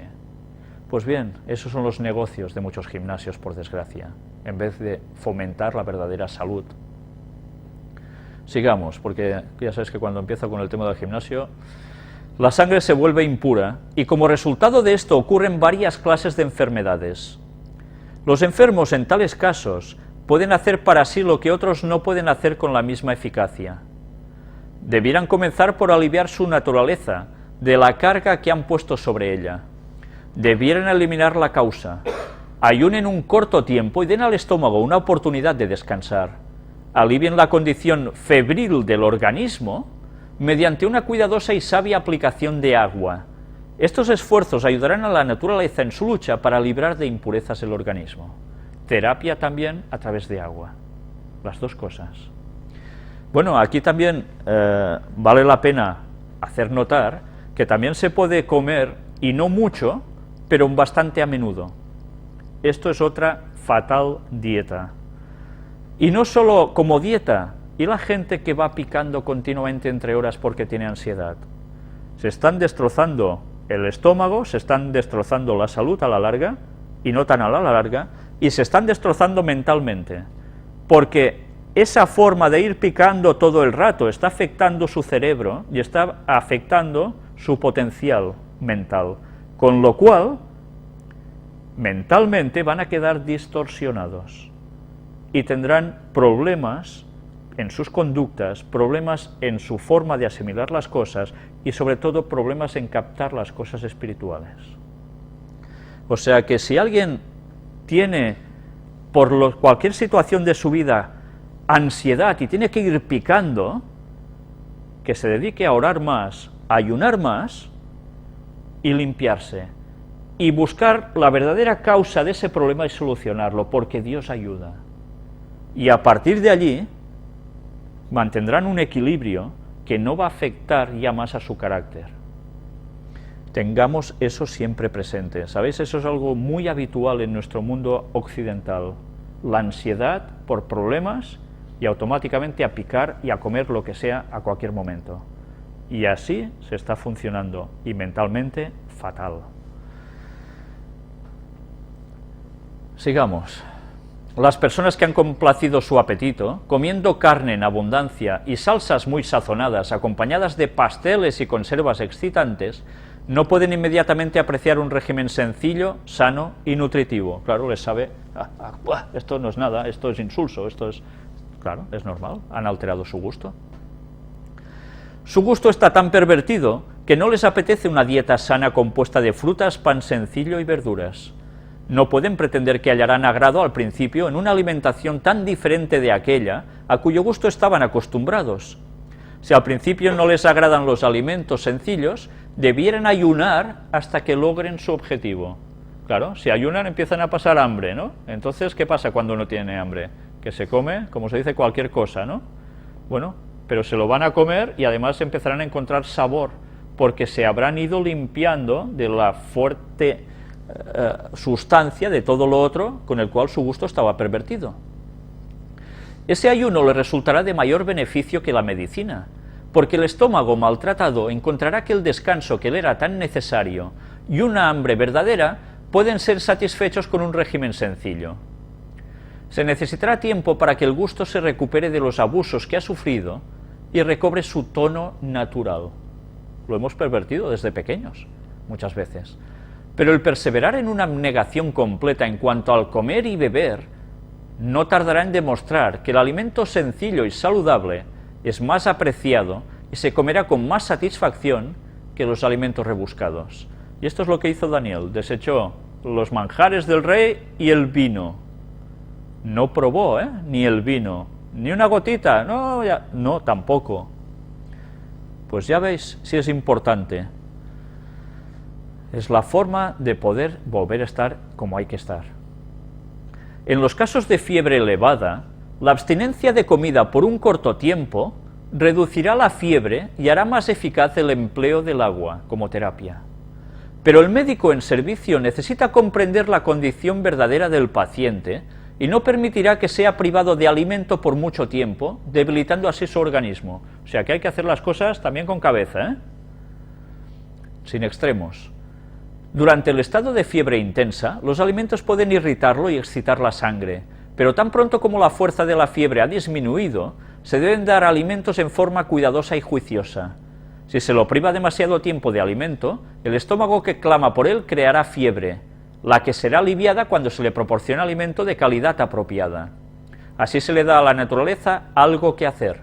Si hay un gran deseo de alimento, aun durante la fiebre, el satisfacer aquel deseo con una cantidad moderada de alimento sencillo sería menos peligroso que negarle al paciente el alimento.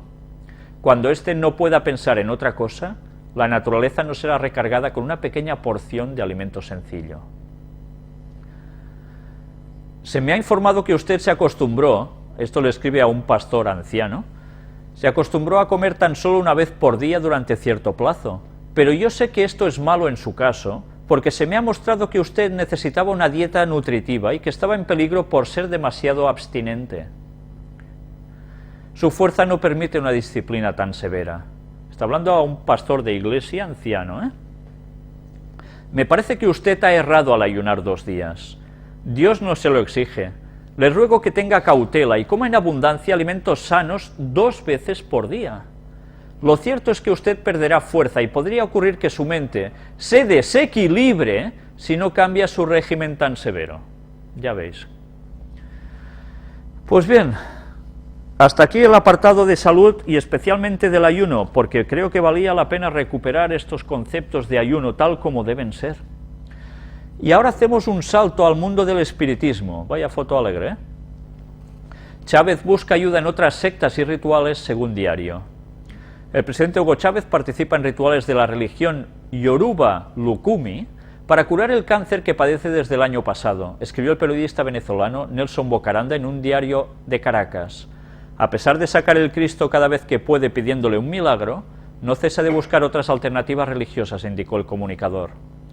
La religión Yoruba es una religión basada o que proveniente de África, en el cual se adoran a muchos espíritus. Evidentemente no son espíritus de cosa divina, ya me entendéis, ¿no? Y esto pasó a Cuba, y de Cuba se ha ido extendiendo por muchos lugares. Yo conozco a algún sacerdote yoruba, y bien, me ha explicado cómo funciona sus procederes. En verdad es espiritismo puro, no proviene de Dios para nada. Pues, ¿cómo se puede mezclar a Cristo con todo esto? Es lo que está haciendo Chávez, también es lo que hacen ellos, mezclan cuestiones cristianas con todo esto. Pues, ¿sabéis? Yo conocí a una señora de Venezuela que precisamente me dijo lo que aquí se sigue expresando después, y es que Hugo Chávez ya había tenido antes rituales de santería con gente que, ya veis, mirad, ya antes en su casa del Laguito se han realizado sacrificios con gallos y corderos con ritos de santería con babalaos y paleros.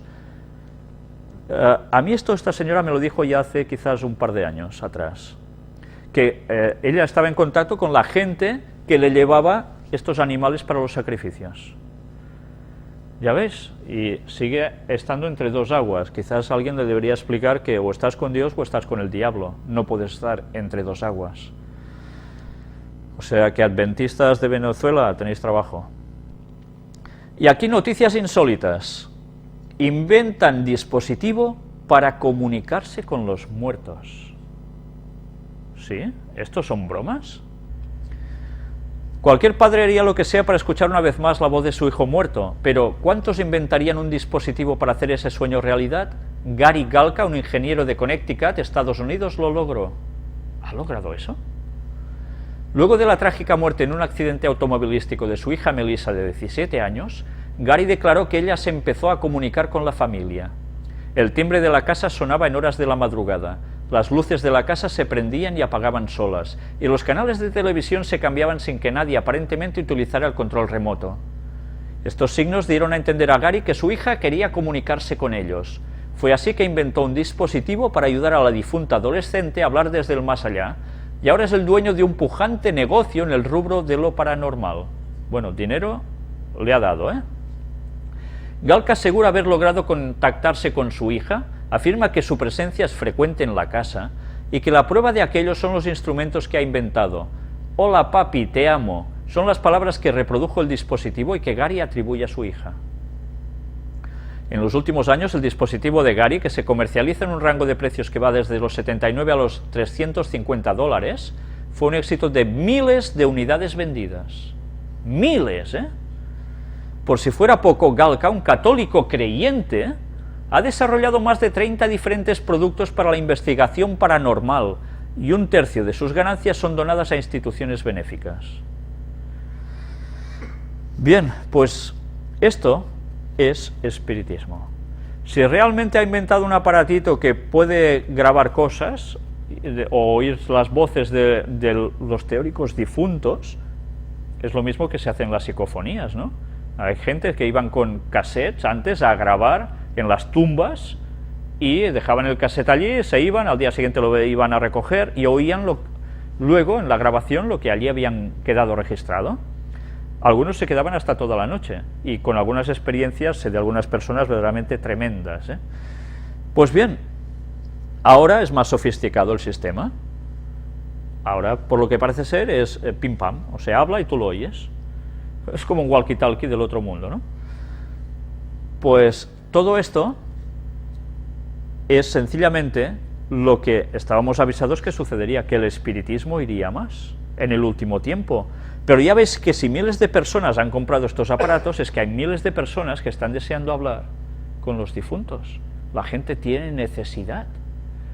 Pero como no conocen la verdad o la desechan, se van a las manos de Satanás. Pues esto aún irá más, y no solo con aparatitos, las intervenciones ya son directas y aún lo van a ser mucho más. Y mirad qué cuestión también, especialistas científicos y magos debaten sobre los procesos cognitivos de la mente humana en Redondela, en Pontevedra, esto es aquí, en Galicia. El encuentro Neuromagic 2012 se celebra en la isla de San Simón, en la localidad pontevedresa de Redondela, desde este lunes y hasta el 10 de mayo, con el objetivo de que especialistas científicos de prestigio y algunos de los mejores del mundo reflexionen y debatan sobre los procesos cognitivos de la mente humana. ¿Y qué están haciendo?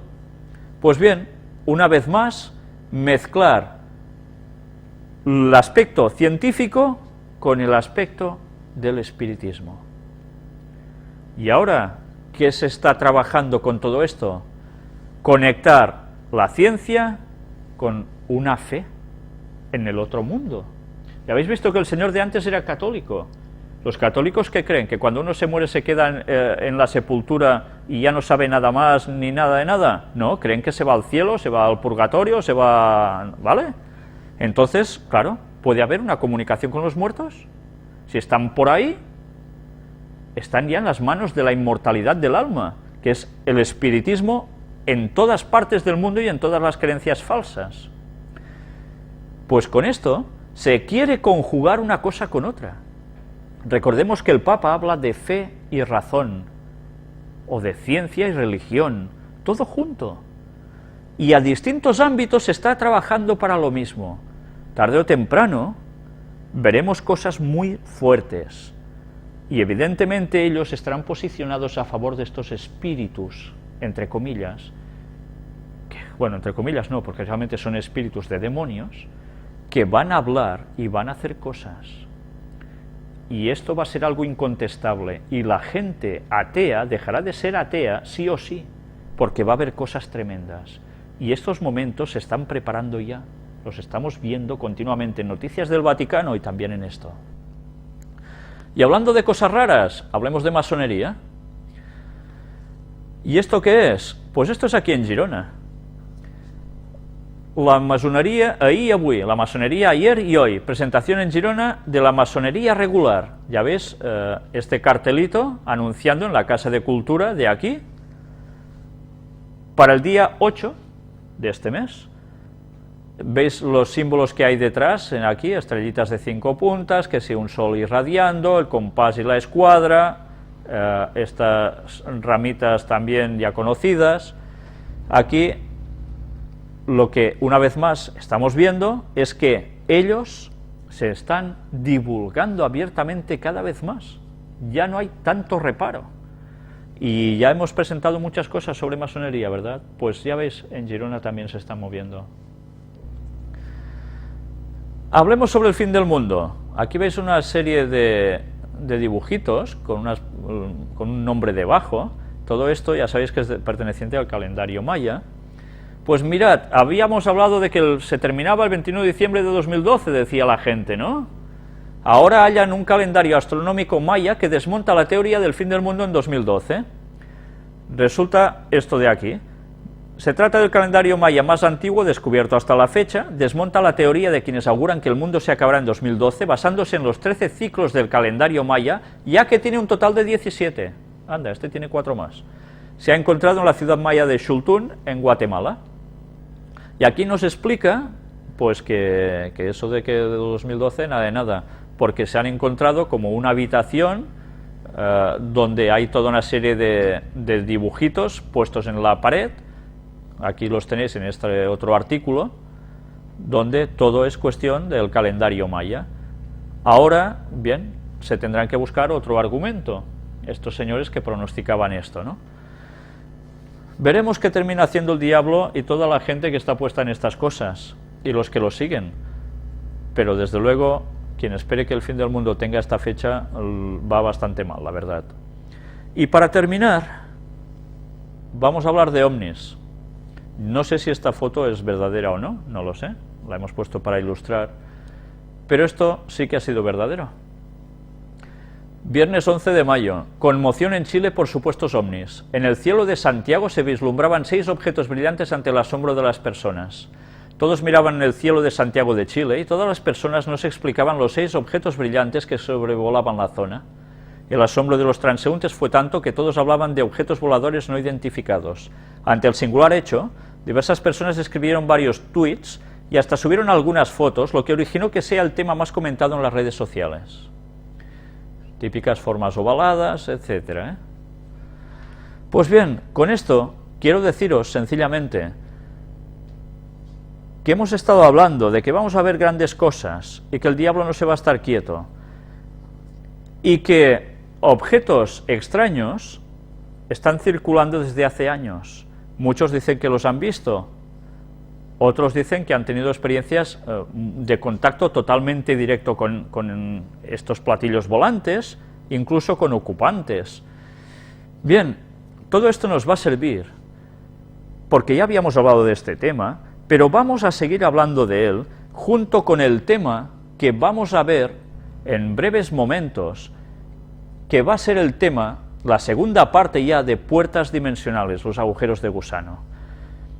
Hoy no vamos a tratar sobre el tema ovni en concreto, pero sí que Puede ser que si no la semana que viene, en la próxima conferencia, en la otra, porque quizás nos da para una parte o dos más este tema, sí que vamos a presentar testimonio de una persona muy allegada, muy querida por mí, desde México, y que me fío totalmente de sus palabras. Incluso nos vamos a leer un relato de su testimonio con cosas verdaderamente sorprendentes, y os digo que es un adventista del séptimo día, de los de verdad, ¿eh? Pues bien, vamos a hacer ahora un descanso, todo eso lo mostraremos en su momento, y ahora vamos ya a pasar al tema de puertas dimensionales, segunda parte.